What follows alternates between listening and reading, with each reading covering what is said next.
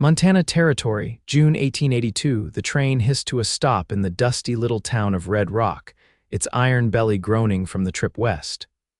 The sun beat down hard, throwing heat off the rails, and the platform shimmered with summer light. Folks waited, some patient, some not, but none expecting what happened next. A woman stepped off the last car, her gloved hand gripping the railing tight. Her dress, pale blue and wrinkled from travel, clung to her frame like it had not been washed in weeks. She looked around, eyes wide, lips parted, then her knees buckled beneath her. Before her head ever hit the ground, a pair of strong arms caught her.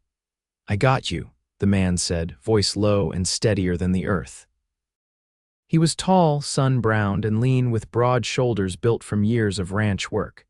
His hat shaded sharp eyes the color of storm clouds. He held her against his chest like something precious. She blinked up at him, dazed. I am supposed to meet Xavier O'Dell." "That's me," he said. "You must be Kenzie Zeller." She nodded faintly, then her eyes rolled back, her body slackening. Xavier lifted her easily, turning toward the edge of the platform. "Someone get Doc Weller," he called, not waiting for the town's gawking stares to catch up. Now, he carried her through the dusty street, boots thudding in rhythm, past the mercantile and the saloon, straight toward the doctor's house. Her head rested against his shoulder, breath shallow against his neck. She smelled like train coal and wildflowers, like someone who had come a long way with nothing left to give. Inside the doctor's parlor, he laid her gently onto the settee. Doc Weller, silver-haired and gruff, came in wiping his hands on a cloth. "She collapsed getting off the train?" he asked, crouching beside her. Xavier nodded. "She's a mail-order bride, came all the way from Illinois." Doc Weller pressed fingers to her wrist. "Dehydrated, exhausted, might be fever too." "You say she's yours?" Xavier cleared his throat, glancing toward her. "We've been writing a while. She agreed to marry me, said she had no family left. She's supposed to start over here." Doc gave a grunt.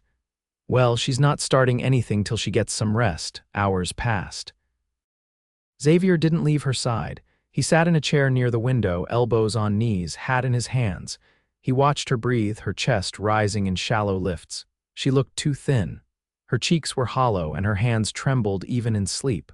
When she finally stirred, it was near sunset. The air smelled like sage and warm dust. She blinked slowly, eyes finding him like she remembered the moment he caught her. "You really Xavier?" she rasped. He stood. "Yes, ma'am, you caught me," she said, voice cracking. "You nearly broke my heart doing it," he replied. She tried to sit up, winced, and stayed where she was. Her eyes were clearer now, though pain still lingered there. "I did not eat for 2 days before the train, had to choose between food and the ticket." Her voice was quiet. "I thought if I made it to you, I could rest." Xavier's jaw tensed. "You should have told me. I was scared you would not want me if I told you how bad things got." He knelt next to her. "Kenzie, I want you because of who you are, not what you have." She looked at him, something shifting in her face. "Back home, they said no man'd ever want a woman who came with nothing, but you caught me like I mattered." "You do," he said simply. "You matter a whole lot." She stared at him a moment longer, then tears welled in her eyes. She wiped at them, embarrassed, but Xavier caught her hand before she could turn away. "You ain't got to be strong right now," he told her. "You just got to heal." "I do not want to be a burden." "You are not. You're a beginning." Kenzie pressed her lips together, nodding faintly. "You waited." "I was afraid you would not." "I told you in every letter," he said. "I am a patient man." Over the next few days, she grew stronger. She ate, slept, and walked short distances with Xavier beside her. He brought her wildflowers in a tin cup, and when he saw her fingers tremble trying to brush her hair, he did it for her, gentle as wind through grass. One evening, as the sun dropped behind the hills and the sky turned gold, they sat on the porch of the small house Xavier had built with his own hands. She leaned against the post, hands in her lap. "I do not know how to be a wife," she admitted. "You will learn," he said. "And I will learn how to be a husband." She looked at him, eyes soft. "You seem to know already." He reached for her hand. "I just know how to care." Kenzie's fingers curled around his. "I do not deserve this kindness." "Yes, you do," he said. "You deserve more than what life handed you." "And I aim to give it." That night, she did not want to sleep alone anymore. She asked him to stay just until she fell asleep. He sat beside her bed, holding her hand until her breathing slowed, and even then, he stayed. Xavier O'Dell had caught her before she hit the dust, and in doing so, caught her heart too. Neither of them said love yet, not out loud, but it bloomed there between them, quiet and steady, like a seed finally watered, and for the first time in a long time, Kenzie dreamed of something better. The cottonwoods along the creek behind Xavier's house rustled in the afternoon breeze, their leaves flickering silver green in the light. Kenzie stood at the edge of the narrow footbridge, her skirt brushing the tops of her boots, arms folded across her waist. She'd asked Xavier for some time alone that morning, and he hadn't questioned it, only pressed a tin cup of coffee into her hand and told her to holler if she needed him. Her reflection trembled in the water below. Thin, yes, but her cheeks had begun to fill again. Color touched her skin where it had once been sallow. She traced the shape of her collarbone with her fingers, then dropped her hand and turned toward the house. Xavier was working behind the barn, splitting fence rails. She could hear the rhythm of the maul, steady and sure. She walked toward the sound, her steps careful on the uneven ground. "You always work this hard?" she asked, coming around the side. He looked up without pausing. "Only when I got something worth keeping behind the fence." She didn't smile, but her eyes softened. "You built all this yourself?" He nodded once and drove the maul down again. The rails split clean. "I used to sew shirts in Springfield," she said. "All day, every day, bent over a table I did not own, stitching for men I never met. This is different." Xavier wiped sweat from his brow with the back of his wrist and leaned on the handle. "You ever want to learn to drive a team of horses?" He nodded. "I've never even touched the reins." "Then you'll learn. Got a wagon needs hauling to the north pasture tomorrow." "You can ride up with me," she hesitated. "I'm not much use yet." "You don't have to be, not right away." The next morning, the sun hung low and gold behind the hills. Xavier hitched the team while Kenzie stood beside the wagon, fingers picking at the hem of her shawl. "You nervous?" he asked, tossing a sack of feed onto the bed. "I'm used to trains," she said. "They don't expect you to steer." He helped her up onto the bench before climbing in beside her. The reins looked too large in her hands, her knuckles pale beneath the leather. "Hold loose, not tight," he said. "They feel your fear." "I'm not afraid," she replied, though her voice betrayed her. "Good," he said. "Then you'll do fine." They rolled out across the open grassland, wagon wheels creaking in rhythm. The land unfolded around them, grasses tall and golden, scattered with blooming lupine and the occasional jackrabbit darting through the sage. Kenzie sat straight, her shoulders tense, but she didn't let go of the reins. When the horses veered slightly, she corrected them, just enough. Xavier watched her from the corner of his eye, saying nothing. "You grew up out here?" she asked after a while. "Dakota Territory. My folks had a small place near the river, lost it in the winter of '74, came west after." "What happened?" "Cattle froze. Pa took sick. By spring, there was just me and the wagon." She looked over at him, then back at the road ahead. "You were alone too, for a while." "I buried my older sister last year," she said. "She got what the doctor called consumption. I sat with her every night until the coughing stopped. After that, there wasn't any reason to stay." The wind tugged a loose strand of hair from her braid and carried it across her cheek. Xavier reached over and gently tucked it behind her ear. "You did right by her," he said. Kenzie didn't answer, but she didn't look away either. They reached the north fence by midday. While Xavier unloaded the feed, Kenzie walked the length of the pasture, trailing her fingers along the weathered wood. A hawk circled above, casting a quick shadow across the grass. When she returned, Xavier had laid out a piece of cloth on the wagon bed with bread, dried apples, and a canteen of water. "You did all this for me?" she asked. "For us," he said. "You were hungry too long."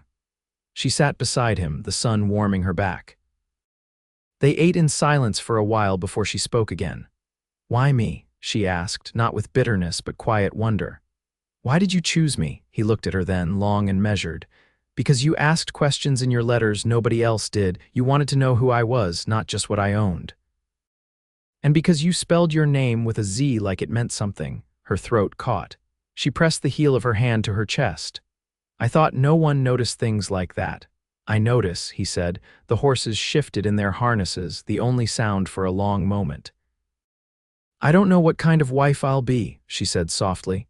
We'll find out together, he replied. She reached for his hand, not hesitating this time, and he didn't let go. The first Sunday after Kenzie regained her strength, she rose before the rooster's call and washed with well water cold enough to sting. She wore a dress she'd mended herself charcoal gray with a faded lace collar and twisted her hair into a low knot. When she stepped into the kitchen, Xavier was already there, sipping coffee by the stove. You don't have to come if you're still tired, he said, setting the cup down. She glanced toward the door. I want to see the town when it's not just a train station or a sict, he nodded. Then I'll hitch the buckboard.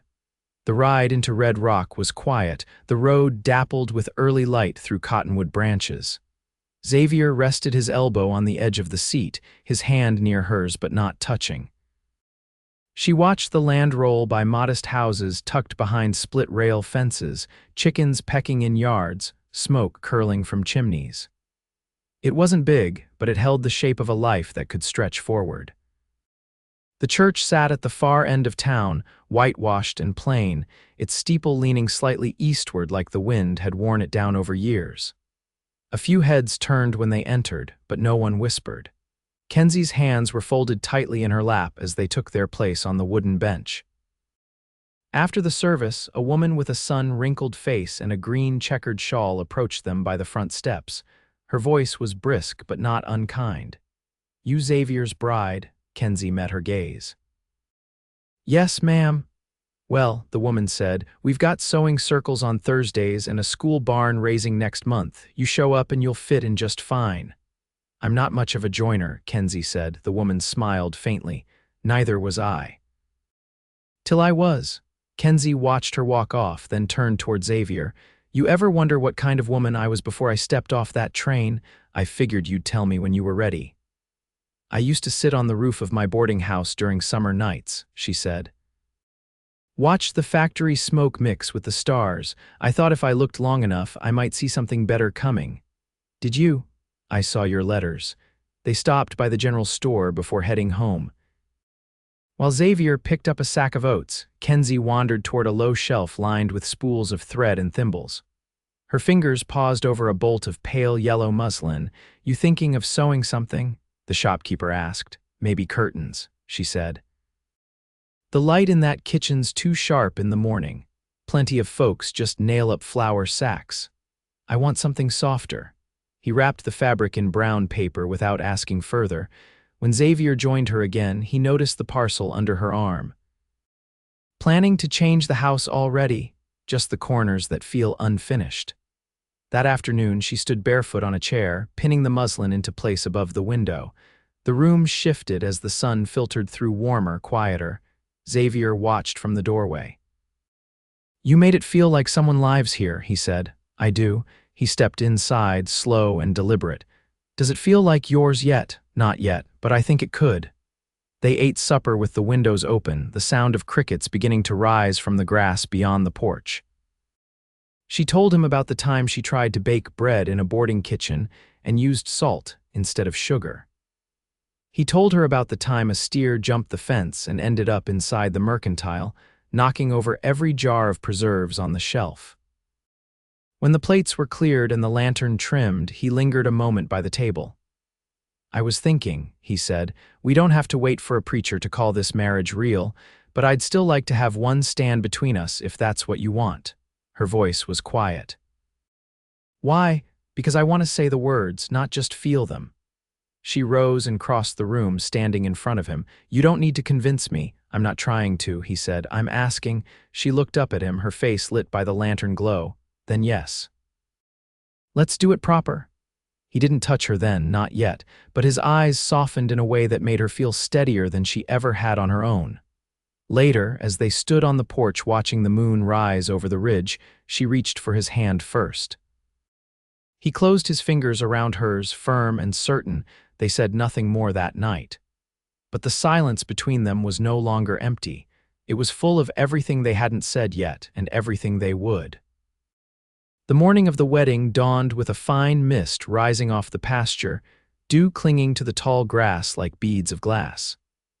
Kenzie stood near the hearth, her hands buried in a basin of warm water, scrubbing beneath her fingernails with quiet focus. The muslin curtains she'd sewn now filtered the light across the floor in soft gold. She'd borrowed a dress from one of the women in town, a pale green calico with a narrow waist and sleeves that gathered just above the elbow. It didn't fit quite right across the shoulders, but she adjusted it with quiet precision, folding a small pin into the seam so it wouldn't show. Xavier waited outside, brushing down the mare with long strokes. He'd shaved for the first time in weeks, his cheeks raw along the jaw. His shirt was clean, though the collar still bore the faint line of sun-faded stitching. He didn't look in the mirror before stepping away from the barn. He didn't need to.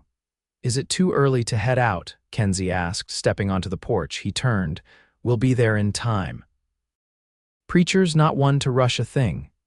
She descended the steps slowly, careful not to catch the hem.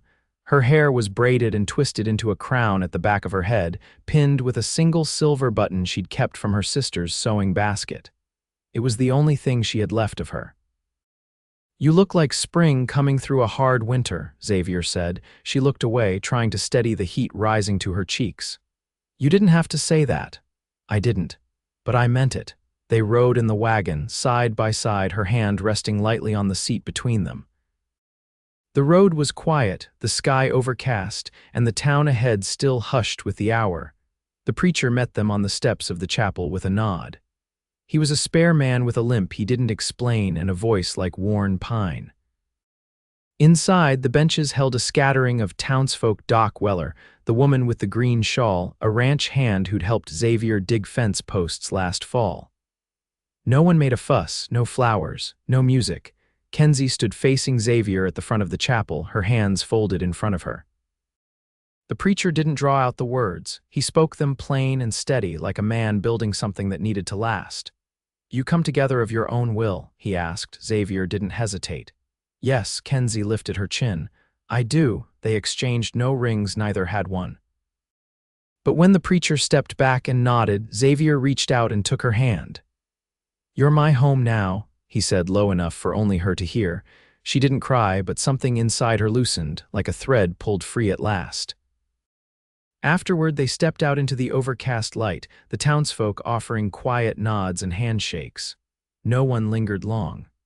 There was still work to do: animals to feed, water to haul, fences to mend. As the wagon creaked back toward the homestead, Kenzie rested her head lightly against Xavier's shoulder. He didn't speak, just shifted the reins in one hand so he could cover her fingers with his. At the house, she stepped down first, skirts lifted just enough to clear the dust. She didn't head inside. Instead, she walked to the side of the barn where wildflowers had begun to bloom in the thin soil between rocks. She knelt, untied the button from her hair and pressed it into the dirt.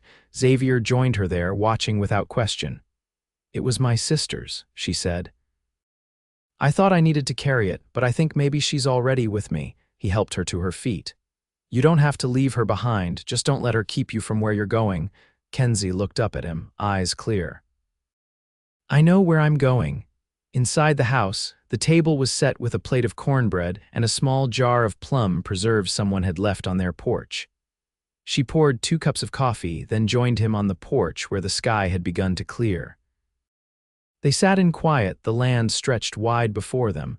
The air smelled of wet earth and wood smoke. A hawk passed overhead, wings steady.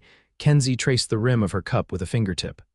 "I never thought marriage could feel like breathing."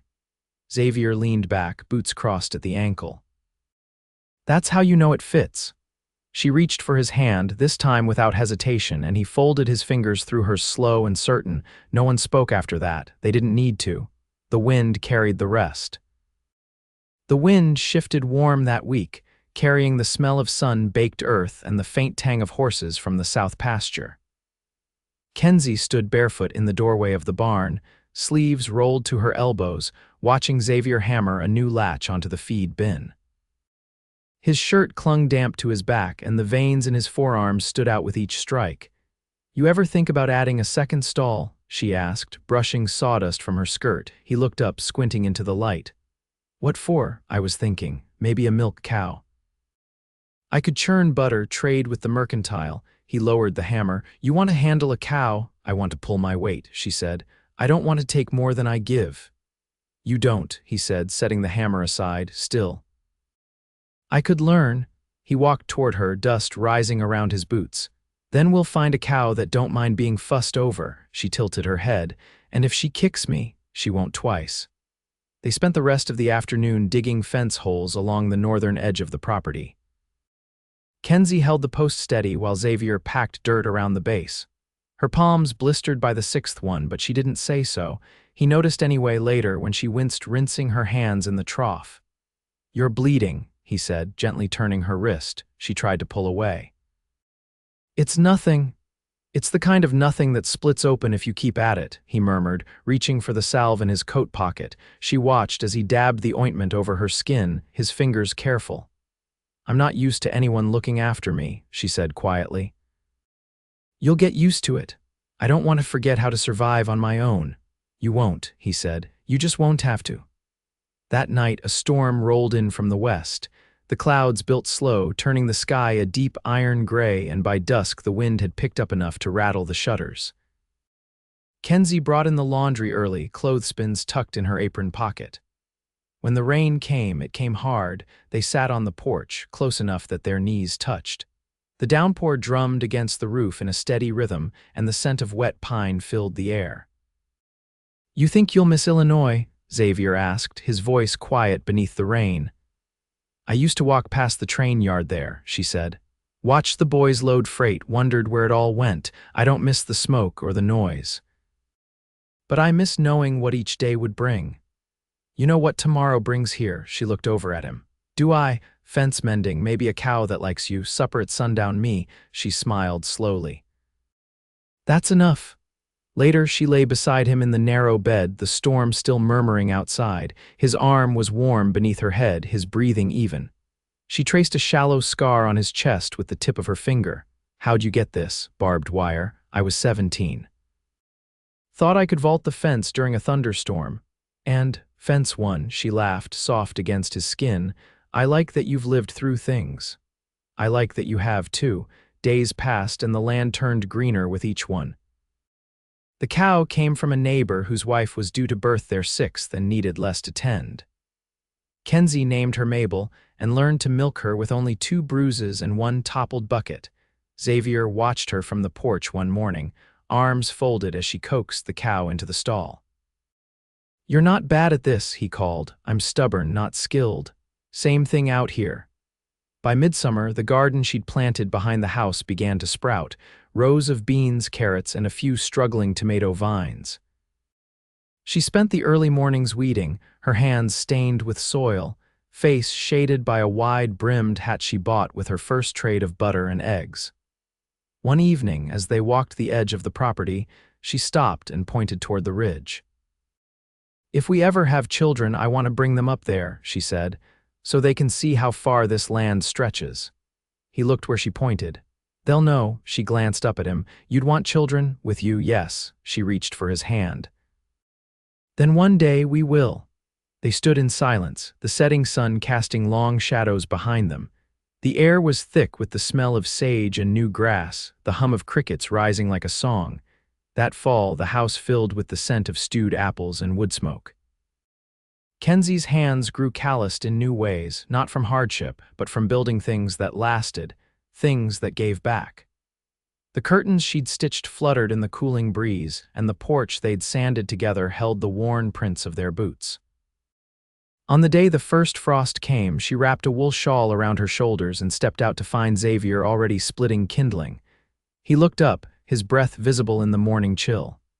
You still glad you came? He asked. She crossed to him and placed her hands on either side of his face. I was born again here, with you.